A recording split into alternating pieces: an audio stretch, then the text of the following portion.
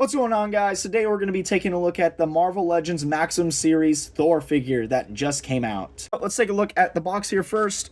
On the back, you obviously have Thor himself and his Throg buddy, which makes this kind of a two-pack, which is very funny. And this is the front of it. It's a smaller box than the Hulk and Spider-Man. I think it's the same size as the Deadpool. So looking at this figure already, I'll show you what he comes with that I already have attached. So he has a gripping hand for his hammer on his left hand. He has a more outreached hand for his right hand. He has his more stoic looking face with his helmet and hair you can attach. And then he also has this hammer right here, which actually has a rotating handle back here, which is very nice. No decal saying property of Thor Odinson on the side, which I would have actually really appreciated because I like that for the older Thor figure. But that's whatever. That's a little niche complaint. But I mean, you're paying a lot of money for this figure, so you're gonna want every little detail you can get out of the definitive Thor figure. So for his other accessories, you are going to be getting 2 extra heads. You got a more yelling head, and then you have his more Roblox smirking head, which I already put in the hair. This is a demonstration of how you just kind of take these empty heads and you just kind of pop them in there, and they just sit in there real nice, and you can just put the head on. And then for hands, you're obviously going to get matching hands. So you'll have a matching gripping hand and a matching held open hand. And then you're going to get 2 more hands. It wouldn't be a Marvel Legend figure without some fists to put on him. Then for actual accessories, things you can make him do, not just heads and hands, you are given this extra hammer that already has a hand attached to it. So you can spin the hand around, decide how you want him to hold it. So you can make him fly with it. Be like, woo, you know, flying hammer. That's cool. Then you also get this little thing you can put behind him to make it look like he's the hammer attached to his back. Just a little handle. That's cool. Whatever. And then this is my least favorite part about the figure. Instead of giving us a rotating hammer piece, which they've made in the past, they could have just reused. They give us that handle I just showed you and this frost giant horn, which is what they said it was. No one cares about this. No one's going to be using this. This is stupid. This is very stupid. No one's going to be using this. This is unneeded. This is a waste of plastic. Then you are also getting 2 lightning effects, which are actually attached right now. There you go. 2 lightning effects. You can kind of just throw wherever.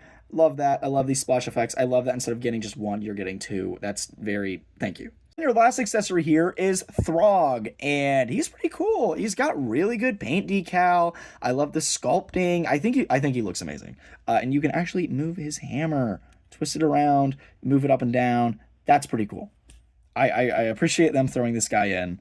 At the cost of no rotating hammer, I don't know, but he's pretty cool. So he gets a pass for being in here. So getting to the figure himself, I think the articulation is honestly kind of basic. You kind of get the Maxim series gist. So you get the toe joints, you get the more wider leg splits, and then you get the double ball joint on the waist, then on the chest, and then you get the neck joint. Then you get honestly some basic arms. Nothing really special about the arms. He's hefty. He's quite tall too. He's hefty. He's tall. This is him standing straight up next to Vision, which I feel like is a pretty basic height figure. Yeah, pretty tall, pretty big. I appreciate them sparing no expense in his size and width. My only issue with this beautiful wired cape, the perfect fabric they used, is it is coming apart right here. There's a little string loose. I know it's nitpicky, but I did just open him and this already happened, so that's quite disappointing. Next thing I want to point out here are these head sculpts.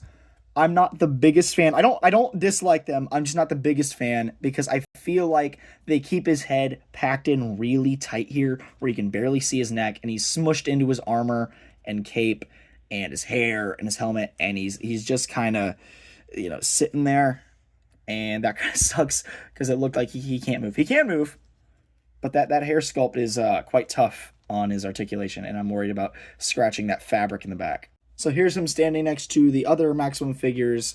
What I really appreciate that they are doing this line is they take a look specifically of the figure. You're not getting a whole bunch of different looks. You're getting one specific look. So for the Hulk, you're getting the different head portraits from his different artists that have done him. You're getting a McFarlane Spider-Man, and you're getting a more modern suited armor Thor with the chainmail arms. I think he looks really good. I still think my favorite figure released in this wave is the Hulk. I just really like the Hulk. I like his rubber nipples. Now looking at him, you're going to be paying $55 at least for this figure. Spider-Man was 50, Hulk was 60, he's 55. That's kind of your range of prices for the Maximum series, and I hope they keep them as that.